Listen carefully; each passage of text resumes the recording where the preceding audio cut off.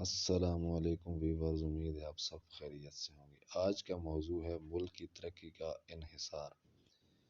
تعلیمی نظام کو بڑھانے میں مدد دینا، صحت کی سہولتوں کی بڑھتی ہوئی دستیابی، کارگری کو بڑھانے کے لیے صنعتی ترقی کا سہولتی ماحول بنانا، زرعی قطاع کو مزید مضبوط اور حکومتی حمایت کا مستفید بنانا، معمولی شہری ترقی کو بڑھانا،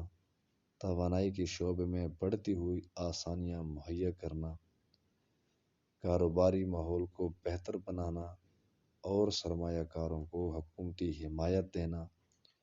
متوسط طبقے کی بڑھتی ہوئی تقویتیں فراہم کرنا، عدلیہ کو فوری اور بے جانبدار فیصلے کرنا، مسلط خلقیوں کو سنگینی سے پیش آنے دینا، مصلحت خلقیوں کو محفوظ کرنا، مواصلاتی اور ٹیکنالوجی کے شعبے میں ترقی کو بڑھانا، حکومتی فیسوں کو کم کرنا اور مستقل نیاز مندیوں کی پوری کرنا، انفرادی اور سماجی ترقی کو بڑھانے کے لیے مشروع منصوبے متعارف کرانا، خصوصی قطاع کو حکومتی منظوری اور حمایت فراہم کرنا، محیطی حفاظت کو مد نظر رکھتے ہوئے ترقی کا راستہ طے کرنا، بین المللی تجارت یعنی بین الاقوامی تجارت میں مزید مضبوط مقام حاصل کرنا، معاشرتی ناانصاف کو کم کرنے کی کاوش کرنا، مواصلاتی اور بنیادی سہولتوں کی بہتری کے لیے پروجیکٹس چلانا،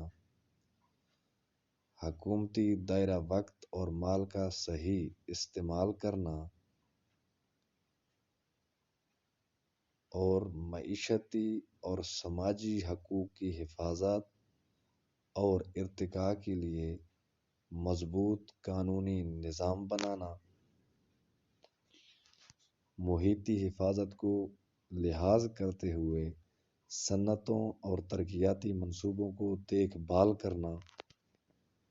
ملکی سطح پر تعلیم کے مواقع کو بڑھانا اور معیاری تعلیمی نظام تشکیل دینا، کارکنوں کے حقوق اور معیشتی موقعات کی حفاظت کے لیے مضبوط کامیابی حاصل کرنا،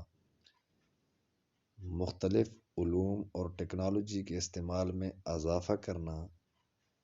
زیر نظام میں بہتری کے لیے بنیادی صحتیابی خدمات مہیا کرنا،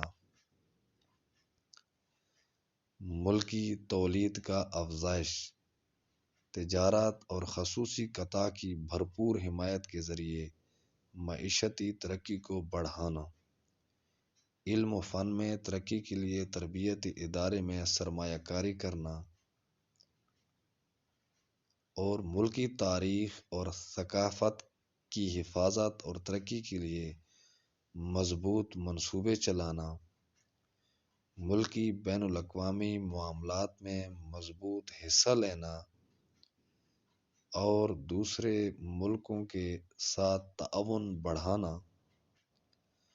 بین المللی سے مراد علاقہ یا معاملات ہیں جو ملک کی حدود کے باہر ہوتے ہیں۔ یہ معمولاً مختلف ملکوں کے درمیان تعلقات، تجارت، سیاست یا موازات وغیرہ شامل ہوتے ہیں جو بین المللی سطح پر ہوتے ہیں۔ مصلحت خلقیوں سے مراد عوام کی بہتری اور معیشتی حالتوں کی بہتری ہے، یعنی حکومتی فیصلے اور پالیسیوں کا مرکوز نقطہ عوام کی زندگیوں میں بہتری اور ترقی ہونی چاہیے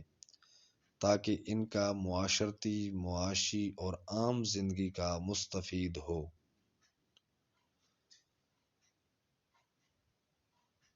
اس کے علاوہ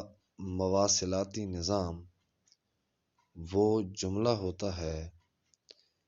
جس میں مختلف عناصر جیسے ٹرانسپورٹ، ریلوے، ہوائی سفر کے ذرائع شامل ہوتے ہیں، جو افراد اور مال کو ایک جگہ سے دوسری جگہ منتقل کرنے کا ذریعہ فراہم کرتا ہے۔ مواصلاتی نظام معمولاً ایک ملک یا علاقے کے اندر یا انتر اقوامی سطح پر ہوتا ہے اور معاشرتی ترقی اور تجارت میں اہم کردار ادا کرتا ہے۔